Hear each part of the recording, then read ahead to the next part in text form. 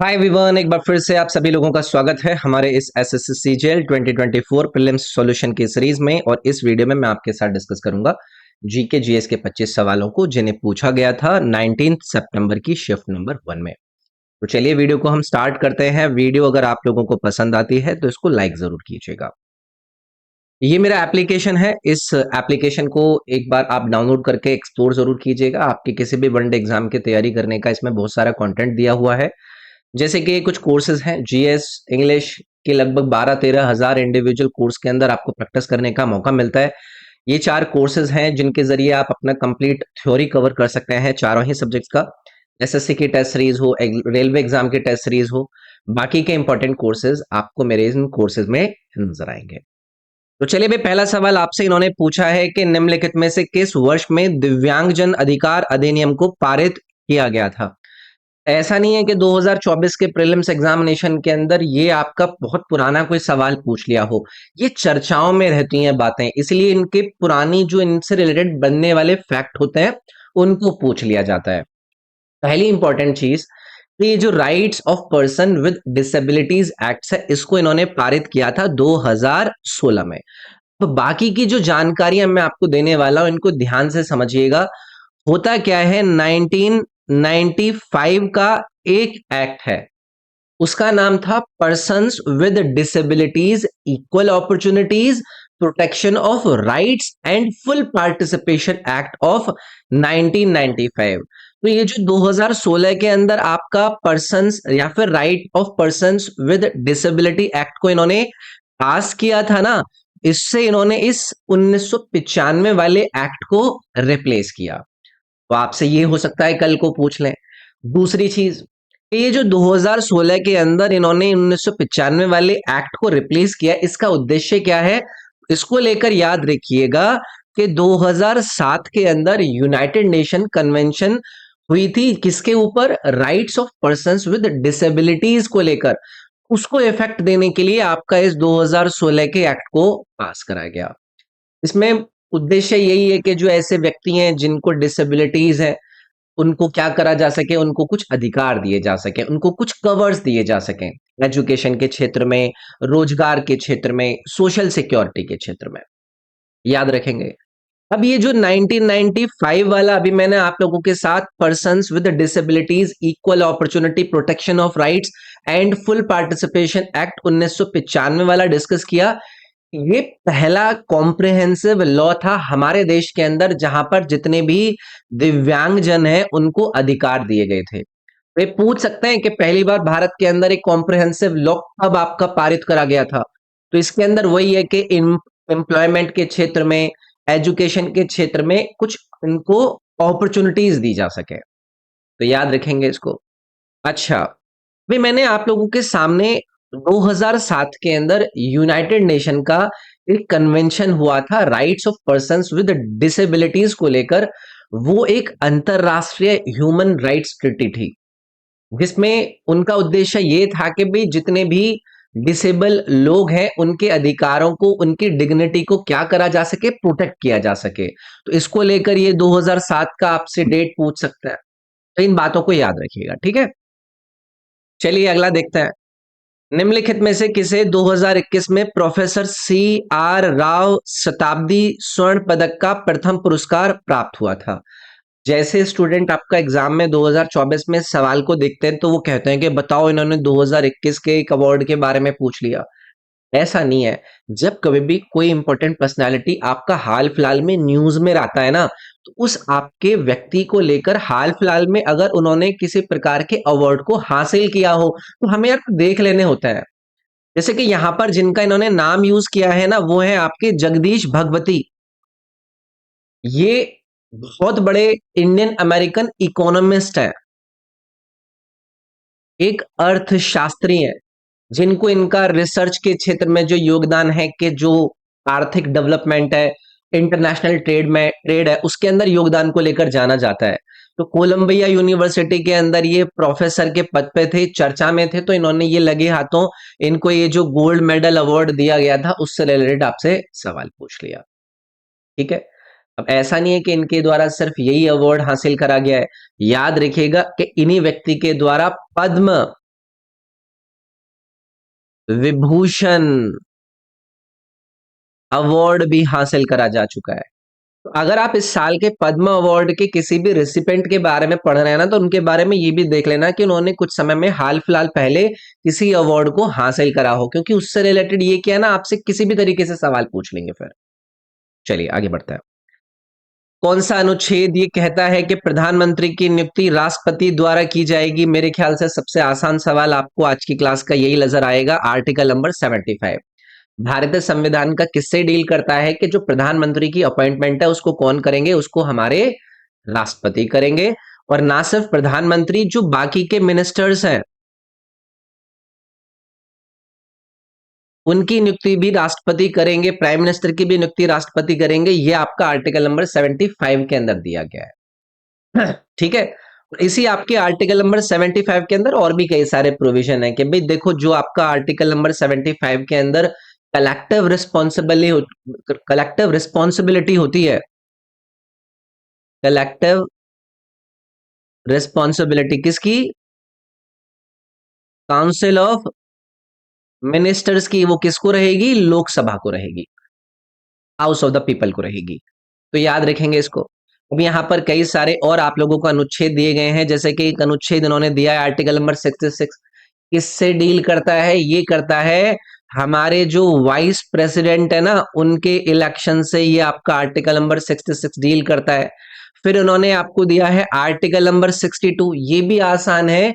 ये डील करता है कि जो समय है कि अगर मान लीजिए कि राष्ट्रपति का जो पद है, राष्ट्रपति जी का जो ऑफिस है, उसकी जो वैकेंसी है वो आपकी भरनी है, तो उसको भरने में जो समय लिया जाएगा वो कितना लिया जाएगा, या फिर जो टर्म ऑफ ऑफिस होगी उस इलेक्टेड पर्सन की वो कितनी होगी, तो वो आपका इस आर्टिकल नंबर 62 के अंदर डिस्कस होता है। फिर है आपका आर्टिकल नंबर 71। अगेन आसान है। ये कौन से मैटर्स को आपका डील करता है? ये आपका संबंधित होता है राष्ट्रपति और वाइस प्रेसिडेंट के इलेक्शन से रिलेटेड जो भी मैटर्स होते हैं।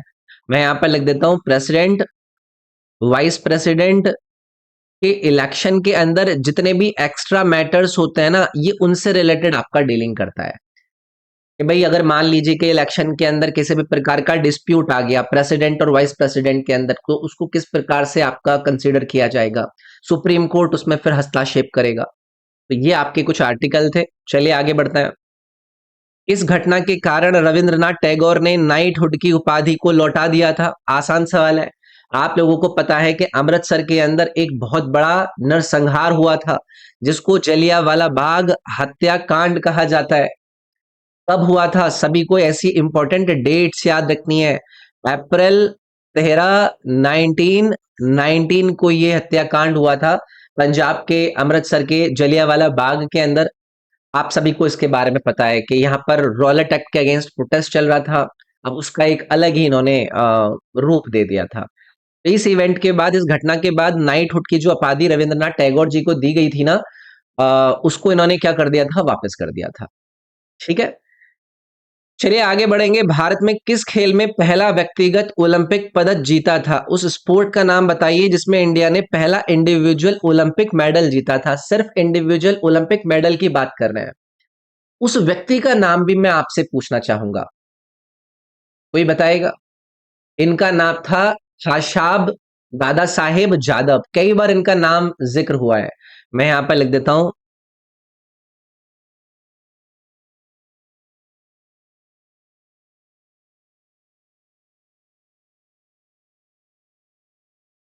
केडी जादव के, दादा साहेब, सॉरी बाबा साहेब नहीं, केडी जादव के नाम से भी इनको जाना जाता है। तो ये रेसलिंग से संबंधित है भाई, ये कुश्ती से संबंधित थे। ये आप लोगों को याद रखना है। अब यहीं से आपसे पूछ लेंगे कि कौन सा वाला ओलंपिक था, तो ये 1952 वाले ओलंपिक थे। इनका आयोजन कहां पर कराया गया था? ये हेलसिंकी ओलंपिक्स थे। तो ये जो बातें आपके साथ यहाँ पर डिस्कस हो रही है ना, प्लीज इनको याद रखिएगा। फ्री स्टाइल जो कैटेगरी थी उसके अंदर इन्होंने यहाँ पर पार्टिसिपेट किया था। और याद रखेंगे, ऐसी चीज आपसे हो सकता है कल को पूछ ले, इससे रिलेटेड कोई भी अगर आपसे बात अगर कल को पूछे। अच्छा, इन्होंने मेडल कौन सा जीता था ये तो आपको पता रखना है। इन्होंने कौन सा मेडल जीता था? ब्रोंज मेडल जीता था। ये वाली बात भी आप एक्स्ट्रा याद रख लीजिएगा। ठीक है। चलिए आगे बढ़ेंगे। निम्नलिखित में से कौन आर्थ्रोपोडा संघ का उदाहरण है? आपसे ये फाइलम आर्थ्रोपोडा के एग्जाम्पल को लेकर पूछ रहे हैं। देखो, जब हम बटरफ्लाईज की बात करते हैं, टिटलीज का डिस्कशन करते हैं, तो ये आपकी फाइलम आर्थ्रोपोडा से आती हैं, जो कि लार्जेस्ट फाइलम है आपके एनिमल किंगडम के अंदर।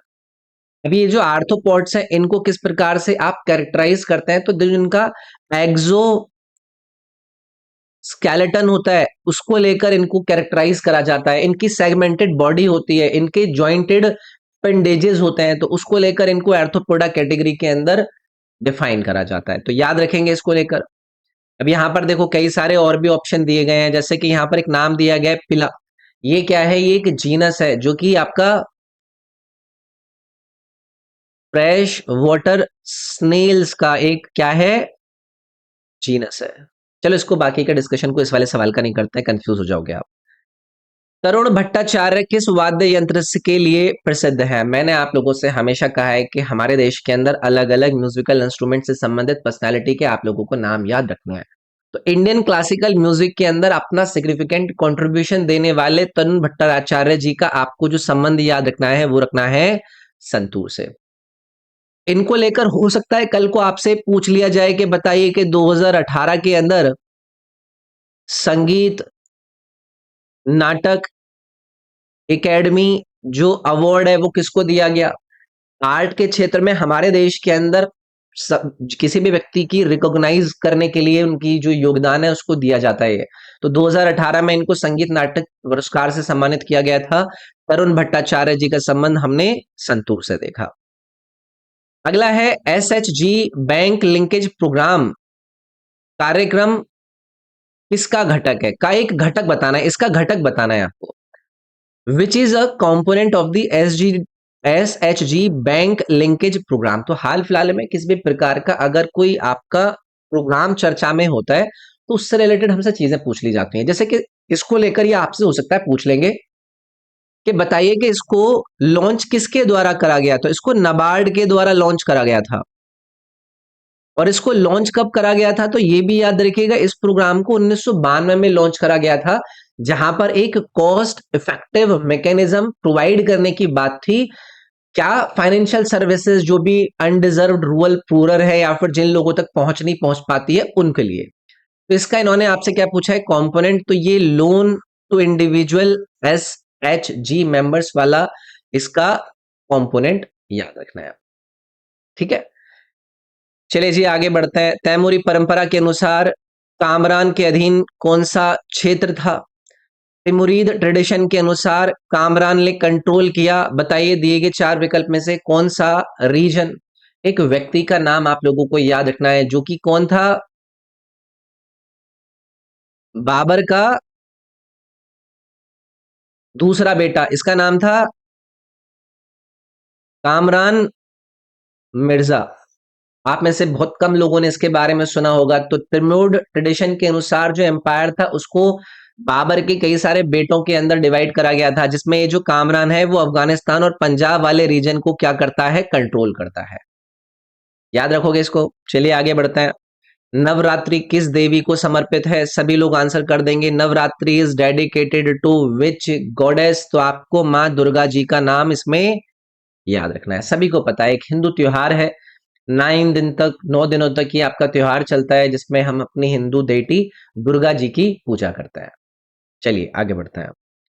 1933 में पेरोक्साइड प्रभाव किसने देखा था? पेरोक्साइड इफेक्ट 1933 के अंदर किसके द्वारा ऑब्जर्व किया गया? अब देखो, ये साइंस एंड टेक के अंदर जो इंपॉर्टेंट डेवलपमेंट और डिस्कवरीज होती है ना, उसको लेकर ये सवाल आपसे पूछ लिए जाता है। इसको एक इफेक्ट के नाम से भी जाना जाता है। अब इस पेरोक्साइड इफेक्ट का अगर मान लीजिए कि दूसरा नाम लेकर आपसे पूछ लें, तो आप क्या रखेंगे इसको? खाराश इफेक्ट इस नाम से भी जाना जाता है। तो ये खाराश एंड मायो के द्वारा ऑब्जर्व करा गया था, 1933 के अंदर ऑब्जर्व किया गया था। ऑर्गेनिक केमिस्ट्री के अंदर इनके योगदान का एक ये बहुत बड़ा इफेक्ट था, जिसके अंदर इन्होंने पेरोक्साइड के पढ़ने वाले प्रभाव का अध्ययन किया था। ठीक है, चलिए आगे बढ़ेंगे। उपराष्ट्रपति को शपथ इन चार विकल्प में से कौन दिलाता है? बहुत ही आसान सवाल है, राष्ट्रपति जी दिलाते हैं भाई। किसी को लेकर इस सवाल को लेकर कोई समस्या? और ये जो सेरेमनी होती है वो पार्लियामेंट के सेंट्रल हॉल के अंदर होती है। तो वाइस प्रेसिडेंट होते हैं ना, जब वो ऑफिस में जाने से पहले क्या करते हैं, ओथ और अफर्मेशन के साथ अपना सब्सक्रिप्शन वहां पर देते हैं। तो यहाँ पर राष्ट्रपति जी के द्वारा इस ओथ को क्या कराया जाता है, आपका एडमिनिस्टर कराया जाता है। ठीक है, चलिए आगे बढ़ेंगे। 1450 में आविष्कृत वायु मापन यंत्र का नाम क्या है? विंड मेजरिंग इंस्ट्रूमेंट, जिसको 1450 के अंदर इन्वेंट किया गया, उसका नाम बताना है। मैंने ये सवाल आप लोगों को अपनी स्टैटिक जीके के अंदर जो टॉपिक पढ़ाया था ना, इंपॉर्टेंट इन्वेंशन एंड डिस्कवरी, उसके अंदर बताया था। एनीमोमीटर आपका वो यंत्र है जिससे आप विंड को मेजर करते हैं। तो ये एक इटालियन आर्किटेक्ट थे जिनके द्वारा इस एनीमोमीटर को इन्वेंट किया गया था। कल को हो सकता है ये इनका नाम पूछ ले, तो इनका नाम याद रखिएगा, लियोन। और एक बहुत बड़े रेसलर का आपने नाम तो सुना ही होगा, लियोन बतिस्ता। इनके द्वारा ये आपका 1450 के अंदर इन्वेंट किया गया था। याद रखोगे? चलिए आगे बढ़ेंगे। महाराष्ट्र में 2021-22 में बेरोजगारी दर क्या है? तो देखो, रिपोर्ट आती रहती है आपके हाल फिलहाल में, कि एक रिपोर्ट आएगी, हमारे देश की कोई संस्था उस रिपोर्ट को जारी करेगी, तो उसमें अलग अलग राज्यों की उसमें डेटा दिए जाते हैं। तो महाराष्ट्र के अंदर 2021-22 के अंदर जो बेरोजगारी की दर को रिपोर्ट किया गया वो थी 3.5%। ठीक है, अनएम्प्लॉयमेंट रेट होता है क्या है? तो ये एक बहुत इंपॉर्टेंट इकोनॉमिक इंडिकेटर है जिसके अंदर किसी भी इकोनॉमी की जो ओवरऑल हेल्थ है वो रिफ्लेक्ट होती है। चलिए आगे बढ़ता है। निम्नलिखित में से कौन ऊर्जा की इकाई नहीं है? Not a unit of energy. बहुत आसान सवाल है, फिजिक्स के अंदर ऐसे सवाल आप लोगों से पूछे जाते हैं। अब इन्होंने यहां पर देखो विकल्प नंबर 4 में न्यूटन दिया है। तो न्यूटन किसकी यूनिट है? फोर्स की यूनिट है ना, एनर्जी की थोड़ी ना है। तो ये आपको याद रखना है, और इसका सिंबल वगैरह भी पूछ लेते हैं कि एन से इसको रिप्रेजेंट करा जाता है। ठीक है, अच्छा न्यूटन की परिभाषा कोई बताएगा? एक न्यूटन फोर्स आखिरकार होता क्या है? तो याद रखिएगा, एक न्यूटन फोर्स वो फोर्स होता है जिसको आप लोगों को जरूरत होती है सो दैट कि आप एक 1 किलोग्राम के मास की बॉडी को एक्सलरेट कर पाए। कितना? 1 मीटर पर सेकेंड स्क्वायर एक्सलरेट कर पाए। याद रखिएगा, ये क्या होता है आपका? 1 न्यूटन की डेफिनेशन होती है। बाकी जूल, किलोवाट आवर, कैलोरी, ये आपकी एनर्जी की यूनिट होती है, ये आपको याद रखना है। जब जूल का डिस्कशन होता है तो ये एक डिराइव्ड यूनिट है एनर्जी की, जिसको एसआई सिस्टम के अंदर आपका डिनोट करा जाता है। सिंबल आप सभी लोगों को पता है, जे होता है इसका। वर्धा किस नदी की सहायक नदी है? इस पर बहुत बार चर्चा करी है। अभी मैं करंट अफेयर का डिस्कशन कर रहा था तब भी मैंने इस पर चर्चा करी थी। वर्धा एक ट्राइब्यूटरी है, बताइए इन चार में से कौन सी नदी की? जब हम गोदावरी रिवर का डिस्कशन करते हैं ना, तो उसकी सबसे इंपॉर्टेंट सहायक नदियों में से एक आपको वर्धा रिवर नजर आती है। और आप लोगों को इससे रिलेटेड एक और बात अगर याद रख जाए कि वर्धा रिवर और एक दूसरी रिवर है, उसका नाम है वैनगंगा। ये एक और रिवर है आपकी, ये आपकी मिलकर एक रिवर को जन्म देते हैं, यानी कि इन दोनों के कॉन्फ्लुएंस से एक रिवर निकलती है जिसको कहा जाता है प्राण अहिता रिवर।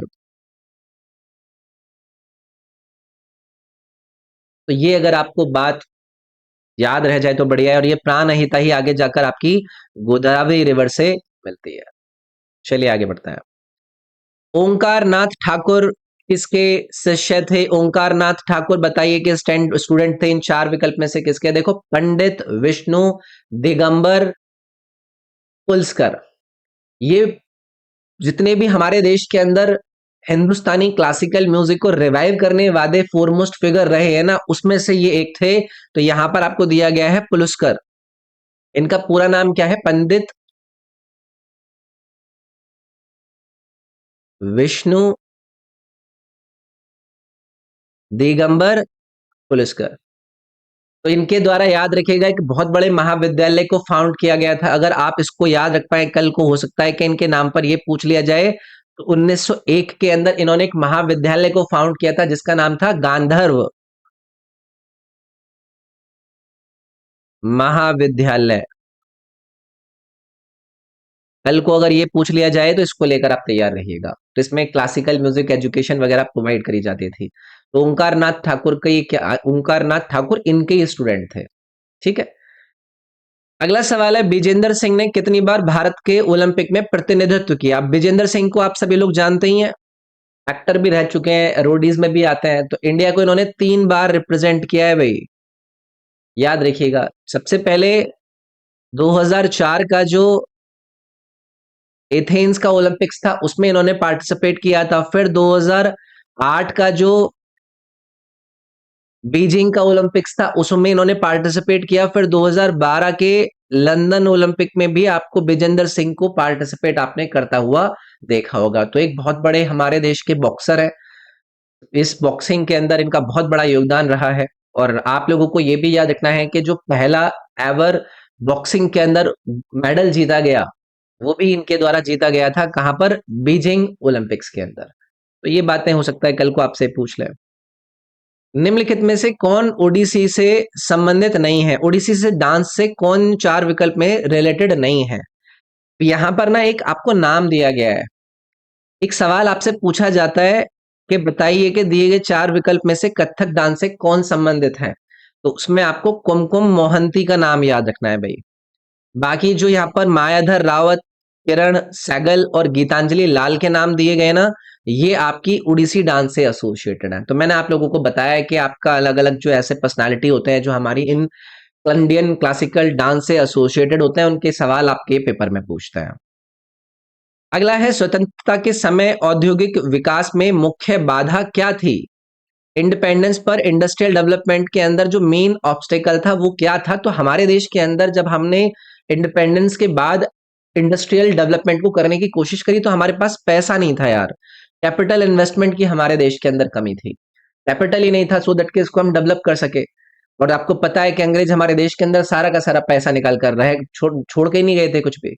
तो बहुत बुरे हाल थे। तो एक कैपिटल इन्वेस्टमेंट आपको यहाँ पर इसका एक मेजर कारण नजर आएगा। खुदाई खिद, खिदमतगार संगठन किसने स्थापित किया था? खुदाई खिदमतदार पर पहले भी एसएससी आपसे सवाल पूछ चुकी है।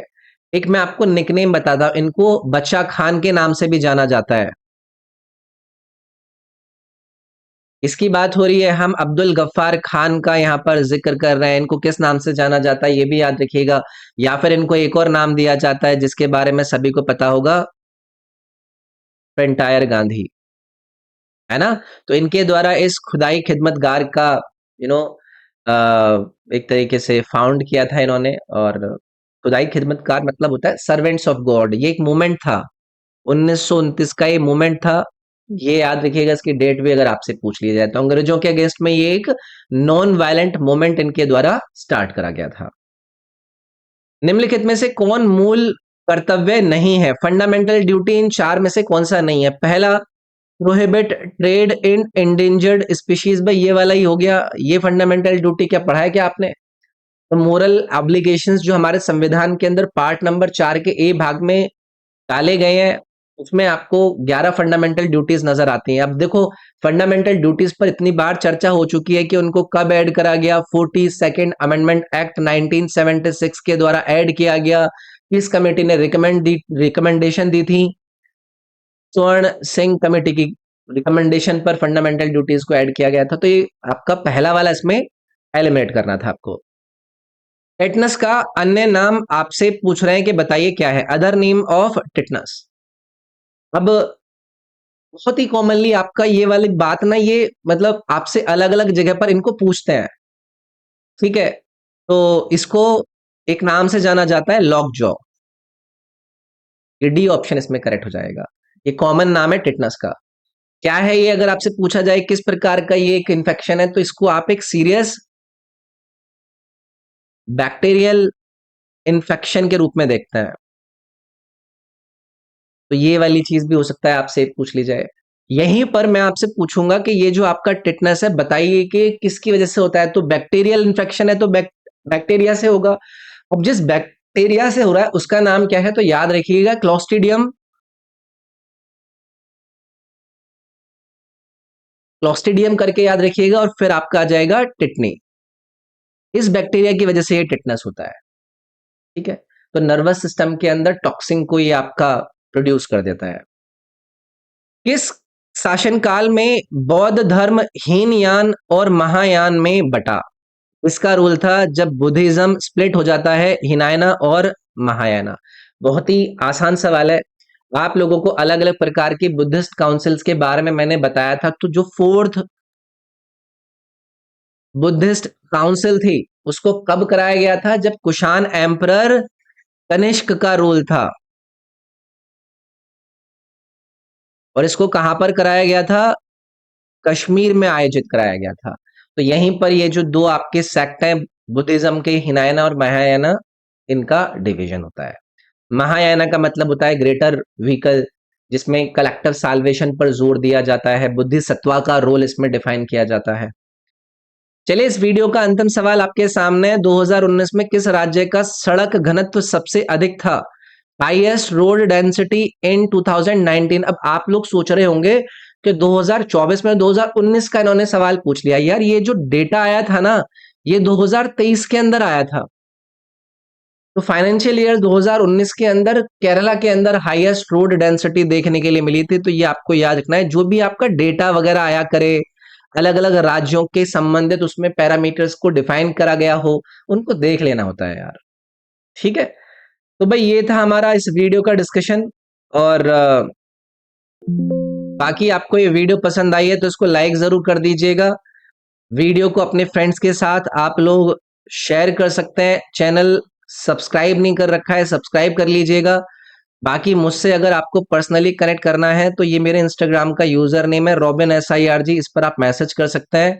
मेरे टेलीग्राम को जरूर ज्वाइन कर लीजिएगा, जिसका लिंक आपको इस वीडियो के डिस्क्रिप्शन में, और बाकी के सारे इंपॉर्टेंट लिंक इस वीडियो के डिस्क्रिप्शन में आपको दिए गए हैं। मेरे ऐप का लिंक, मेरे ऐप के कोर्सेज का लिंक, प्लेलिस्ट का लिंक, टेलीग्राम का लिंक, इंस्टाग्राम का लिंक। एक बार डिस्क्रिप्शन को जरूर चेक कर लीजिएगा और मेरे इस ऐप को डाउनलोड करके एक बार ट्राई जरूर कीजिएगा इसको। तो चलिए, मिला जाएगा अगले वीडियो में। इस वीडियो में इतना ही। अपना ख्याल रखिए। Thank you. Take care. Bye bye.